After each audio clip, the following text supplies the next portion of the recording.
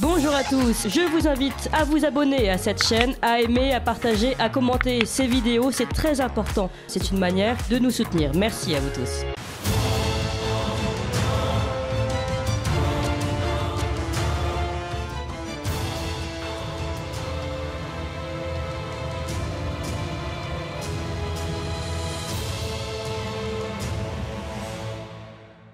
L'étau se resserre, chers amis, autour des Français, autour de nous tous d'ailleurs, mais plus fermement autour de ceux qui ont décidé de résister. Si vous écoutez Ligne Droite, c'est que vous avez fait le choix de la résistance et surtout de penser par eux-mêmes, par vous-même, ceux qui continuent à exprimer librement ce qu'ils pensent. Censure, propagande, loi liberticide, liberté des médias, tenue par une oligarchie qui ne supporte plus le discordant, le contre-courant, le discours opposé que permet le libre arbitre et plus longuement et fermement la citoyenneté.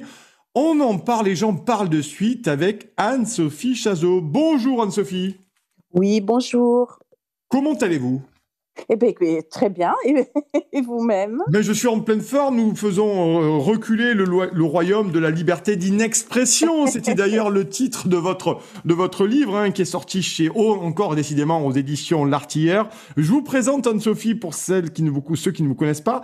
Essayiste et chroniqueuse, auteur, je le disais, de Liberté d'inexpression des formes contemporaines de la censure, édition de L'Artilleur en 2020. Et surtout, allez voir, les amis, le site d'Anne-Sophie Chazot. La Place, hein, c'est ça, hein, La Place, site de réflexion, de débat, de chronique, d'analyse, hein, c'est ça.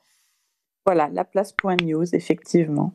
Donc, jetez-vous sur le site. Alors, pour commencer, au vu de haut, ma chère Anne-Sophie, j'ai envie que nous écoutions un sonore qui, à mon sens, va mettre en place le discours, du moins l'échange d'idées que nous allons avoir et surtout vos analyses. On va écouter immédiatement, vous savez, Geoffroy de la Gannerie qui était sur France Inter. La jolie prise du matin, oui, d'accord.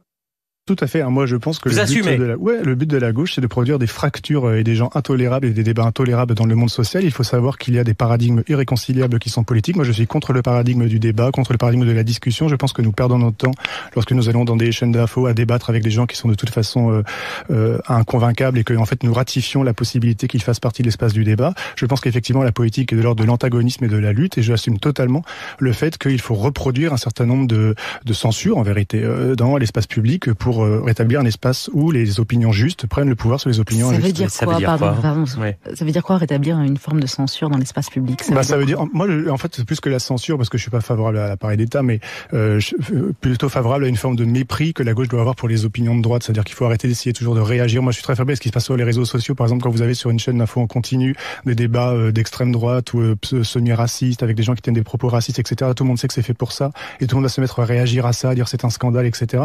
Et qu'on se met à être contaminé dans nos espaces de gauche par ces espèces de prises de parole complètement délirantes, plutôt que les laisser tranquilles dans leur coin, faire le silence, les mépriser, les renvoyer à leur insignifiance. Et je pense que ce serait beaucoup plus important pour la gauche aujourd'hui de requérir une forme d'autonomie de sa pensée, de ses pratiques, et de se débarrasser d'une forme de soumission à l'agenda que veut fixer la droite et l'extrême droite. Ben voilà, Anne-Sophie Chazot, tout est dit, non?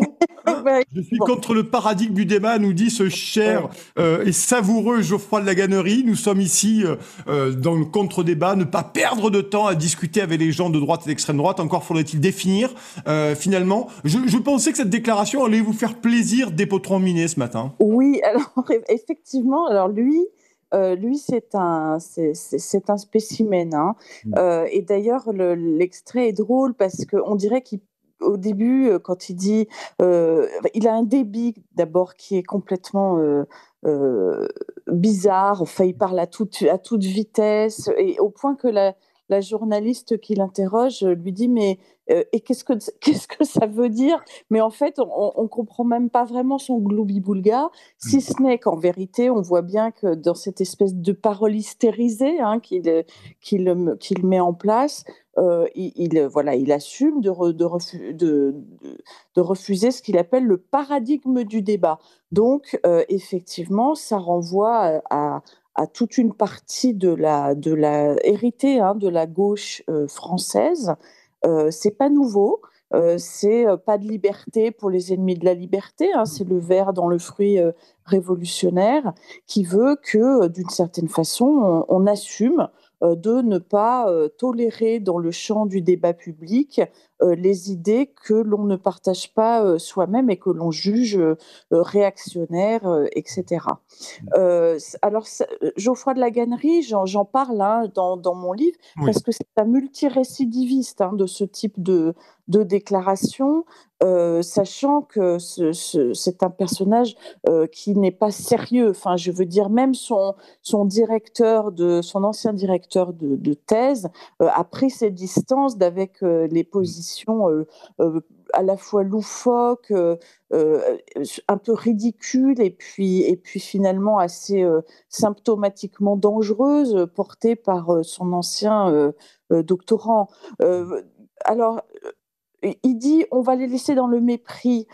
C'est pas tout à fait vrai, parce qu'en fait cette gauche-là, qui n'est pas tous la gauche, qui est une forme hystérisée de la gauche dite culturelle, du gauchisme culturel, cette gauche-là ne tolère pas en vérité le débat avec des personnalités ou des personnes qui ne pensent pas de façon identique à elle. Elle ne se contente pas d'être dans le mépris. Si c'était le cas, ma foi, chacun pourrait vaquer tranquillement à ses occupations. Pensez par exemple à ce qui s'est passé lorsque le journaliste animaliste militant Hugo Clément, Oui, oui. récemment, Il est allé au débat de valeurs actuelles, oui. est allé au débat de valeurs actuelles, tout simplement pour débattre, justement. Ouais. Donc, oui, on peut difficilement considérer cet individu comme étant un dangereux fasciste. Il a été vraiment la cible d'une campagne haineuse de la part de ses co-religionnaires, si j'ose dire, parce qu'il avait simplement accepté de discuter, d'entrer donc dans la dialectique. Et d'ailleurs, dans l'argumentaire de la Gannerie, il dit j'assume parfaitement, je ne sais plus le terme précis qu'il emploie, la conflictualité, enfin l'antagonisme, la dialectique. Mais c'est faux, puisque précisément la dialectique, ça implique... Alors, sauf si on est dans une logique de guerre, à ce moment-là, on tue l'adversaire. Enfin, je veux dire, il n'y a pas d'alternative. Mais si on est dans une véritable dialectique, à ce moment-là, pour qu'elle soit mise en place, il faut bien échanger des opinions. Enfin, je ne vois pas, sinon, il n'y a pas de dialectique. On est dans le degré zéro du raisonnement dialectique à ce moment-là. Ou alors, on est dans le passage à l'acte et on tue l'adversaire. Il n'y a pas de, enfin, l'ennemi en vérité. Donc il n'y a pas de, tout ça est un galimatia qui dissimule en fait une haine avérée. Alors moi, si vous voulez, juste pour remonter un Oui. petit peu en arrière, j'ai fait un livre qui est sorti finalement il y a bientôt 3 ans. Celui dont vous avez parlé, sur la liberté d'expression, et c'était à l'époque, si j'ose dire, un livre sur lequel je travaillais déjà depuis 2 ans. Donc ça fait 5 ans que ces problématiques, je les ai identifiées, j'en ai montré le fonctionnement, etc. Or, moi, ce que je me disais ce matin en attendant de commencer cette émission avec vous, c'est que absolument tous les points que je pointais, que j'avais mis en évidence dans mon livre, se sont totalement amplifiés et dégradés. Oui, c'est la question que j'allais vous poser, Anne-Sophie Chazot. Voilà. J'ai l'impression que ça s'est vraiment accéléré, dégradé.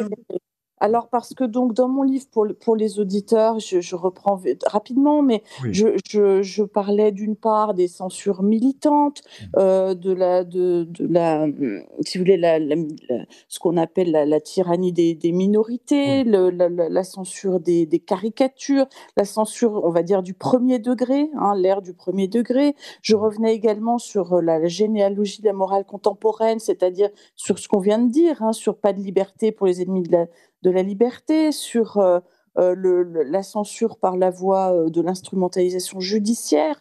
Et puis, je revenais également sur la question du retour de la censure politique. Et je montrais, si vous voulez, comment ces 3 formes de censure et d'inquisition s'articulaient et s'interarticulaient d'une certaine façon pour faire peser sur les citoyens récalcitrants, ou à tout le moins, on va dire, curieux et ayant envie de sortir un peu des sentiers battus, former autour de ceci une mâchoire redoutable dont il était particulièrement difficile de s'extraire. Or, ce que je vois, c'est que sur chacun de ces points, la situation s'est considérablement dégradée. Si on prend le point militant, à l'époque, qui n'est quand même pas il y a 10 ans, Oui. la cancel culture, le woke, était tout juste en train d'arriver. On en parlait encore presque pas. Or, c'est devenu extrêmement pesant et extrêmement virulent et actif. Prenons par exemple, il y a eu hier une lettre diffusée par Elisabeth Lévy à propos de la censure que Oui. subit le magazine Causeur. Mais le site de Causeur, Assez on leur prend plus de pub sur le site pour être tout à Voilà, fait. alors ça, j'en parlais parce que ça Mm. venait d'arriver il y a 3 ans. C'est par exemple les Sleeping Giants, qui sont des militants du pseudo. Moi, je dis toujours pseudo-progressiste parce que pour moi, il n'y a pas de progressisme à être complètement inapte au dialogue et à la dialectique, mais c'est une façon de faire pression et d'assumer la censure, c'est-à-dire que on se prétend victime des idées des autres et au nom de cette posture victimaire, on en devient soi-même tyrannique et l'on va faire interdire par pression sur la société civile, en l'occurrence sur le marché de la publicité. On va faire pression pour que les annonceurs n'aillent plus sur, par exemple, en l'occurrence, le site de Causeur. Et donc, on met économiquement en difficulté Oui, on étouffe. Il y a une volonté façon d'étouffer. Une de volonté façon d'étouffer. parfaitement revendiquée et assumée, hein, Mm. alors même qu'à mon sens, ça devrait faire l'objet même d'actions en justice contre eux, hein, parce que ça met en péril des entreprises, ce qui est le cas de Causeur.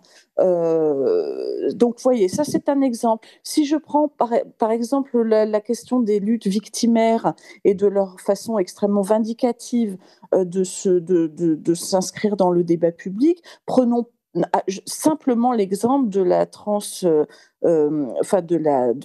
du transactivisme, hein, qui à l'époque de l'écriture du bouquin n'était pas encore particulièrement inscrite à l'agenda du débat public. C'est devenu très difficile de dire des choses aussi simples que ce sont les femmes qui accouchent, les personnes qui ont des règles, ce sont des femmes, les hommes ont un pénis. Enfin, si vous dites des choses comme ça désormais, par exemple sur les réseaux sociaux, je pense par exemple à des militantes féministes comme Dora Muto ou Marguerite Stern, vous vous retrouvez immédiatement censurée avec des campagnes de haine contre vous, voire des procès avec instrumentalisation judiciaire, etc. Donc on voit bien que ça s'est beaucoup dégradé de ce côté-là. Mais là où pour moi, il y a... alors je fais une petite incursion également, bien sûr, sur la question de la caricature, du droit, entre guillemets, au blasphème. Je dis entre guillemets parce que la caricature des religions, entre-temps, depuis l'écriture de mon livre, il y a eu quand même Samuel Paty. Oui. Vous avez récemment une chercheuse qui est Florence Bergeau Blackler, qui a écrit sur l'entrisme des frères islamiques, comment ça s'appelle, l'entrisme frériste, hein, et qui se retrouve censuré par la Sorbonne, parce que ça pourrait créer des désordres, des troubles à l'ordre public, et qui est maintenant sous la menace évidemment des frères salafistes. Vous avez ça, c'est un des exemples, mais il y en a de nombreux. Mais moi, ce que je constate le plus, c'est la dégradation du désir de censure politique. Parce que tout ce dont je viens de parler jusqu'à présent, c'est-à-dire la censure liée au militantisme, au wokisme, etc., les problèmes liés à l'islam politique, ça, c'est dénoncé déjà beaucoup, on le fait beaucoup, on est beaucoup désormais à le faire. Donc, on n'est plus tout à fait aussi seul qu'il y a quelques années pour en parler, pour le dénoncer et pour le combattre. Mais en revanche, la question de la censure politique, pour moi, elle est capitale. Comment elle se caractérise, Anne-Sophie Chazot, cette censure ? Alors, c'est tous azimuts, c'est-à-dire qu'alors j'ai eu l'occasion d'en parler déjà sur cette antenne, hein. Le macronisme se caractérise dès le début par une volonté de mise en coupe réglée des formes d'expression médiatiques et, on va dire, paramédiatiques, c'est-à-dire des nouveaux médias, et on va en parler. C'est-à-dire que jusqu'à présent, on était dans l'idée que la vieille censure politique des médias, façon perfide, qui téléphone directement Oui. au patron, Ah ouais, ouais. on était dans l'idée que ça ne se faisait plus, que c'était démodé, etc. Moi, je considère que le macronisme est un retour terrible de la censure politique sous toutes ses formes. Alors, je vais pointer sur ces différentes formes. Mais je vais commencer par la censure de la liberté d'expression collective qu'est la manifestation Oui. publique. Alors, parce que la liberté d'expression publique passe par le droit de manifestation. On avait vu du temps des Gilets jaunes comment la répression extrêmement dure qui s'était abattue sur eux, par comparaison avec la mansuétude dont bénéficient ceux qui soutiennent le pouvoir, on avait vu à quel point c'était déjà très, très spectaculaire. Ça s'est de nouveau caractérisé lors des manifestations récentes contre la réforme des retraites, avec des choses complètement loufoques, mais qui néanmoins sont faites. C'est-à-dire, par exemple, on a un État qui va jusqu'à vouloir faire interdire de promener dans la rue avec des casseroles.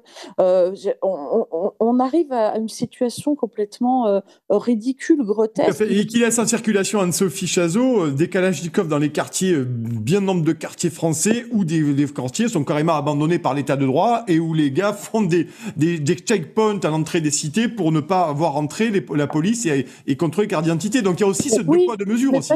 Parce que c'est ce que j'appelle les petits SA du système, c'est-à-dire que tout aussi bien que les milices d'ultra-gauche, les Black Blocs, etc., qui viennent pourrir systématiquement les revendications du peuple français lorsqu'il s'exprime. Donc on connaît l'identité, les services contre l'identité en plus. Hein, ça arrange bien, on le sait très bien que ça arrange bien le pouvoir puisque ça délégitime les mouvements de contestation et pareillement pour la délinquance dont on parlait juste avant.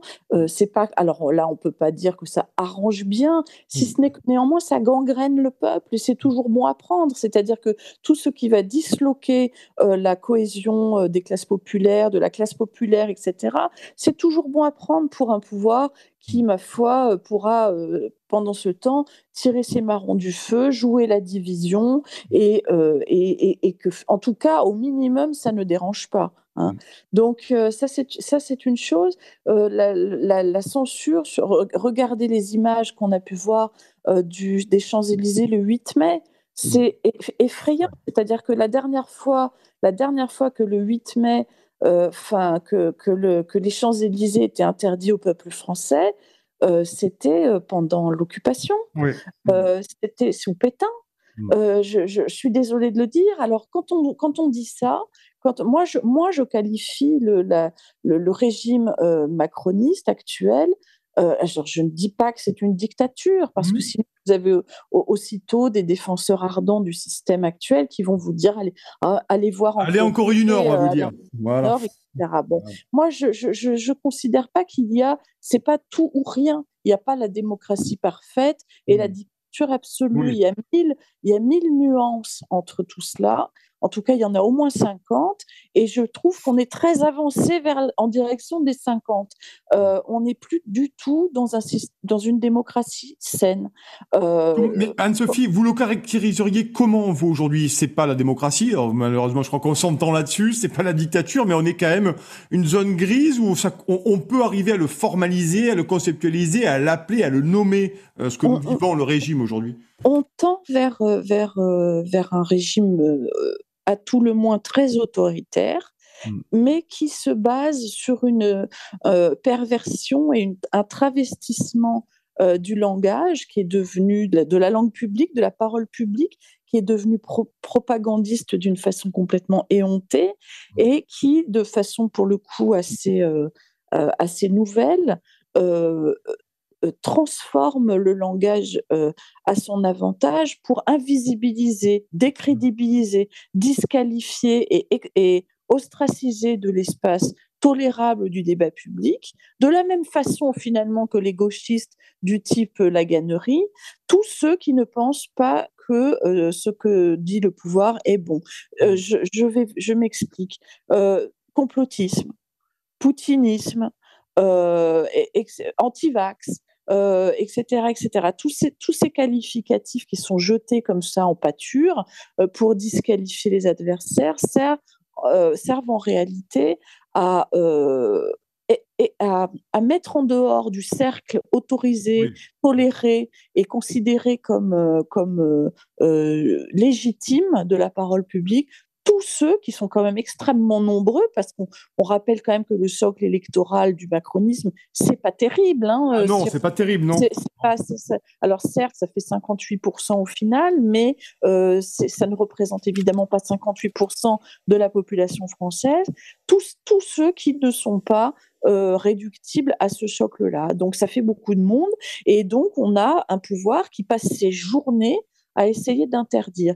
À côté de ça, on a un très gros problème qui n'est pas que français pour le coup, mais qui est sous Macron extrêmement mis en place de façon extrêmement puissante et virulente, qui est la situation médiatique et, si je puis dire, médiologique dans laquelle on se trouve. C'est-à-dire que jusqu'à présent, nous avions des médias qui faisait de l'information, on le faisait d'ailleurs plutôt bien jusqu'à une période assez récente, et qui sont devenus simplement des courroies de transmission du point de vue du pouvoir.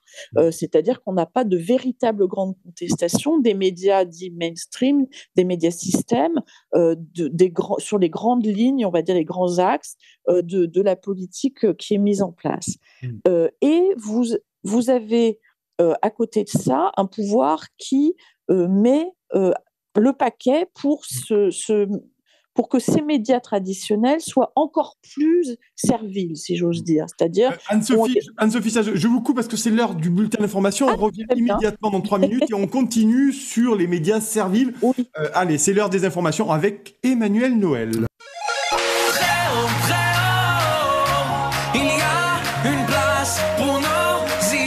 Vue de haut. Allez, retour et suite de notre vue de haut ce matin, vous l'avez dit mon cher Franck, avec Anne-Sophie Chazot, essayiste et chroniqueuse, auteure de La liberté d'inexpression des formes contemporaines de censure, publiée aux éditions de l'Artillerie en 2020, et vous avez lancé votre site La Place, que je vous recommande chaudement, chers amis, d'aller consulter dès la fin de cette émission. Anne-Sophie, merci d'être avec moi sur Ligne Droite. Vous parliez des médias serviles. Continuons cette discussion là-dessus, les médias serviles. Oui, donc vous avez un système de médias qui sont arrosés de subventions. Donc comme il est quand même assez notoirement connu qu'on ne mord pas la main qui vous nourrit, on se doute bien qu'on ne va plus trouver du côté de ces médias-là une grande autonomie de pensée par rapport à l'action du pouvoir. Oui, ils vont pas renverser la table, on est d'accord. Hein. Ben non, alors peut-être qu'il y aura quelques petites nuances de critique sur la marge, pour la forme, et d'ailleurs, ça pourra arranger le pouvoir de faire.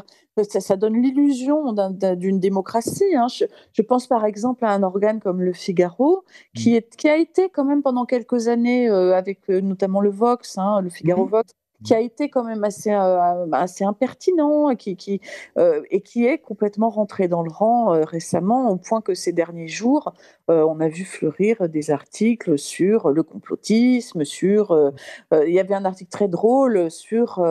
vous devez, en gros, je ne sais plus le détail, mais vous devez subir en famille des dîners avec des complotistes. Comment faites-vous Alors, oui, je me souviens, Anne-Sophie, que ça avait été le cas sur le service public à quelques enclabures de Noël, où je crois que quelle radio ou CRC t'avait dit comment réagir face à l'oncle complotiste à Noël, au réveillon. C'était assez formidable. pour dire voilà, c'est Libération, Le Figaro, etc. Maintenant, ils disent absolument tous pareil. Ouais. Et en fait, si vous voulez, lorsque la Macronie s'est installée, elle a tout de suite voulu mettre la main sur les médias d'une façon, pas seulement par le biais des subventions, mais aussi par le biais du contrôle des idées, du contrôle des contenus.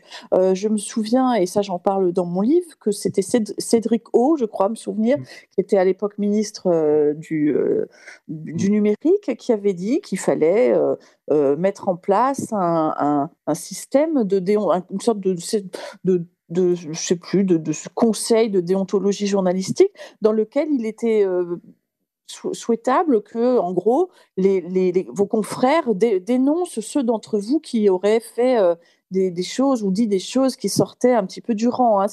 On en était là. Donc, c'est quelque chose qui n'a jamais vraiment quitté la volonté macronienne. Et récemment, il s'est tenu une réunion dont on n'a, à mon avis, pas assez parlé dans les médias, et pour cause, qui est extrêmement grave, entre la ministre de la Culture et de l'audiovisuel, qui est comment s'appelle-t-elle, son nom m'échappe là tout de suite. On va vous le dire de suite. Bon, bref, on l'a vu récemment prendre la parole de façon pseudo-spontanée lors de la cérémonie voilà, bon. Rima Abdul-Malak, hein, c'est ça, Abdul-Malak Fardi, oui. Voilà. Et donc, elle a fait une réunion avec Reporters sans frontières, dans laquelle il a été dit ce que ce serait bien comme l'information. Alors, donc, des Reporters sans frontières, mais des reporters avec ministre, hein, donc qui est là pour contrôler un petit peu ce qui se passe. Et il y avait 10 points qui étaient mis en valeur, dont le dernier m'a beaucoup choqué, qui était de valoriser, je cite, l'information positive. Je ne sais pas si on se rend bien compte de la dangerosité de ce concept. C'est-à-dire, normalement, faire de l'information, faire du journalisme, c'est comme dit Albert Londres, c'est planter c'est dans la plaie. Dans la plaie, c'est ça la plume du journaliste. Or là, on vous dit qu'il faut faire de l'information positive. Donc, qu'est-ce que ça va être l'information non positive ? Ça va être, alors au début, on va pas froisser telle ou telle minorité, on va pas vouloir pointer sur, par exemple, l'insécurité, les problèmes liés, par exemple, je dis à tout hasard, les questions de migratoires, les questions de délinquance, mais aussi tout simplement la critique du pouvoir. Hein, c'est pas positif, après tout, la critique du pouvoir. L'opposition politique, c'est pas positif.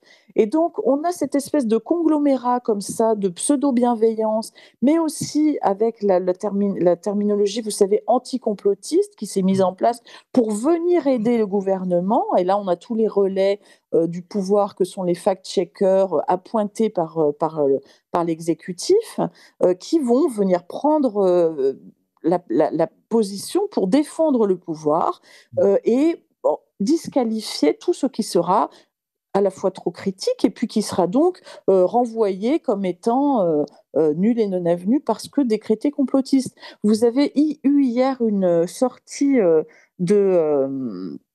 alors je ne sais plus c'était Clément Beaune au Parlement qui était interpellé par le député Tanguy sur l'histoire des autoroutes notamment. Voilà, c'est quand même très par Jean-Philippe Tanguy du RN. Les concessions d'autoroutes, l'argent que se sont fait des sociétés concessionnaires sur le dos des Français, il faut le dire. Sur le dos du peuple. Encore une fois, on parle toujours de la même chose, hein, du peuple français. Et puis donc des choses assez interlopes qui visiblement auraient eu pour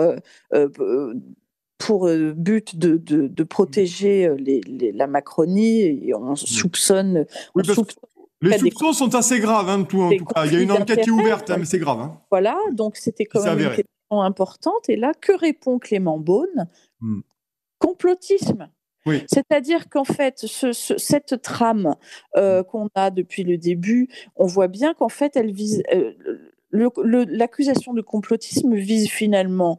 D'une part, le journalisme, puisque le vrai journalisme, hein, je ne parle pas pas de celui qui va flatter le pouvoir dans le sens du poil. En l'occurrence, cette histoire des concessions d'autoroute vient d'une enquête de Marianne, du magazine Marianne, tout comme d'ailleurs dans l'histoire du fonds Schiappa, enfin du fonds Samuel Paty. Donc, on voit qu'il y a quand même des journalistes qui font leur travail. Mais là, donc, c'est complotiste. C'est si vous faites désormais un véritable travail d'investigation, forcément, vous êtes un peu complotiste puisque vous ne vous contentez pas de ce qu'on vous dit et vous allez gratter un peu derrière la surface. Ça visait ensuite, dans la déclaration de Clément Beaune, directement l'opposition parlementaire, c'est-à-dire si vous faites votre boulot de parlementaires qui s'opposent, comme le faisait Jean-Philippe Tanguy en l'occurrence, vous êtes complotiste.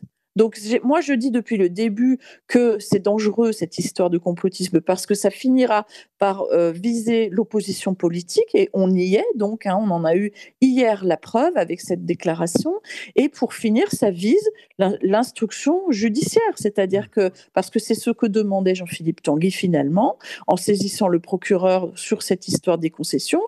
Après tout, un travail d'investigation judiciaire, c'est complotiste, puisque là encore, on ne se contente pas de rester à la surface des choses. Donc on voit bien que c'est extrêmement dangereux. Et le macronisme cherche ainsi à étouffer tout ce qui ne va pas dans le sens du discours officiel. Donc c'est grave. Et on le voit aussi. Alors, à des choses aussi un peu bêtes, mais qui sont quand même graves. Quand vous avez un retraité de plus de 70 ans qui met une banderole, alors qu'on est en pleine fronde sociale majeure, une banderole devant sa maison à l'encontre d'Emmanuel Macron, et qui se retrouve condamné. Comme si nous étions dans un régime, là encore, alors on va me dire, allez voir en Corée du Nord, mais enfin, je suis désolée, si vous n'avez pas le droit d'afficher un panneau contre le maître, c'est qu'il y a un problème de démocratie, à ma connaissance. Il y a un véritable problème de démocratie, on est d'accord. Vous avez pareillement toute une histoire à propos d'une affiche, je crois que c'était dans les rues d'Avignon, une campagne d'affichage sauvage, alors après ça peut se discuter, mais l'affiche en elle-même, je suis désolée, c'est une caricature. Alors, sauf si on vient m'expliquer que finalement, on n'est pas Charlie et que finalement, la caricature, c'est mal et que, alors, on a juste le droit de critiquer, de s'amuser de Mahomet et puis pas de Macron. C'est-à-dire qu'on place Macron, si on est macronien, on place Macron au-dessus du prophète pour les musulmans, ce qui est quand même assez particulier en termes de vénération non démocratique. Vous voyez, on est quand même dans un système qui... Moi, je veux bien qu'on me dise que c'est la démocratie, mais moi, je dis que non, ça ne l'est plus. Il y a une dérive fascisante actuellement du pouvoir macronien. On ne peut pas le nier. Alors, ce n'est pas le fascisme, mais c'est fascisant. Et c'est sur un fond donc médiologique particulier puisque vous avez dans le même temps, heureusement, les réseaux sociaux, les médias sociaux et les médias du type Radio Courtoisie ou du type Sud Radio, etc., qui émergent grâce à leur diffusion très large sur les réseaux sociaux et en dehors, je dirais, du cadre un petit peu conventionnel des médias mainstream. Mais justement, la Macronie n'a de cesse que de vouloir étouffer les réseaux sociaux. Donc, c'est une lutte constante, c'est-à-dire qu'on essaie de nous ressortir la loi Avia, on essaie de repasser par le biais européen pour venir essayer d'expliquer à Elon Musk que la liberté d'expression, quand même... elle a ses limites, ça a ses limites. C'est pas formidable, donc... Alors, c'est marrant parce que vous parliez d'une réunion, et notamment, je suis sur le compte Twitter de Rima Abdul-Malak, notre chère ministre de la Culture, qui était à Bruxelles le 16 mai. Pour ceux qui ont Twitter, allez voir, c'est sur son compte Twitter.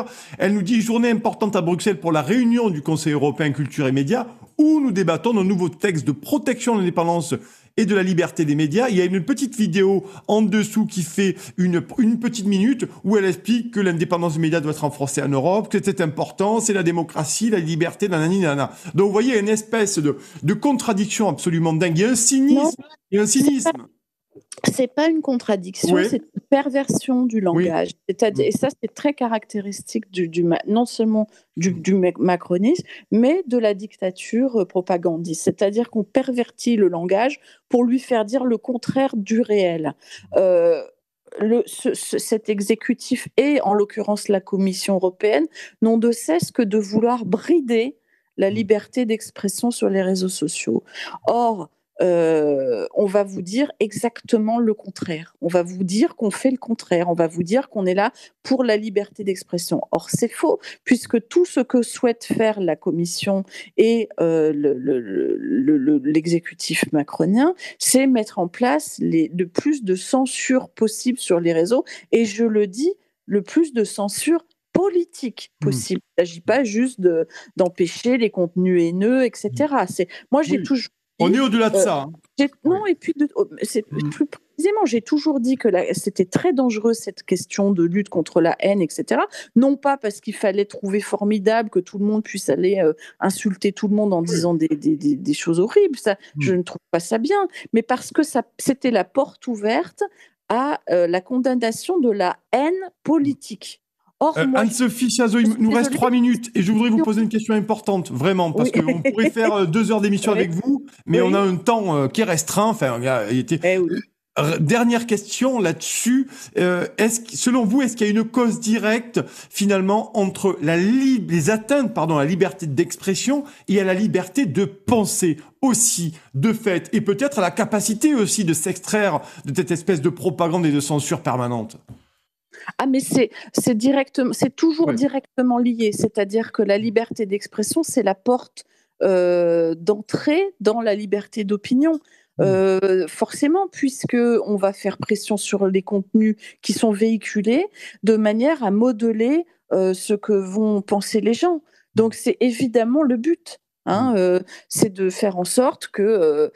et d'ailleurs, souvent, la confusion, elle est faite. On dit telle ou telle chose n'est pas une opinion, c'est un délit. Vous savez, on peut remplir en mettant le mot que vous voulez, mais en vérité, c'est faux. On peut penser normalement ce qu'on veut, c'est l'expression haineuse de certaines opinions qui n'est pas tolérée par la loi. Mais l'exécutif veut aller plus loin et il s'agit de contrôler bien sûr ce que pensent les gens. D'ailleurs, et j'en parle ça dans mon livre, il y avait un décret qui était intervenu très tôt après l'arrivée d'Emmanuel Macron au pouvoir, qui, je ne sais pas si vous vous en souvenez, un décret, je crois, de août 2017, qui permet d'aller en justice pour des propos tenus dans la sphère privée. C'est quand même très grave. C'est-à-dire que si vous avez des conversations privées dans lesquelles vous faites, je ne sais pas, des blagues, des plaisanteries sur ceci, sur cela, peu importe sur quoi, c'est potentiellement, si vous avez un frère, un cousin mal luné ou quelqu'un dans un bar qui vous entend discuter avec vos amis, vous pouvez vous retrouver en justice. C'est la Russie soviétique, là, Anne-Sophie. C'est la Russie. Mais les gens l'ignorent, mais c'est pourtant vrai. Et ça peut être le cas de vos conversations en MP sur les réseaux. Voilà, donc si vous voulez, et donc au bout d'un moment, les gens s'autocensurent, y compris dans leurs opinions. Donc c'est quand même très préoccupant. Et ce, d'autant que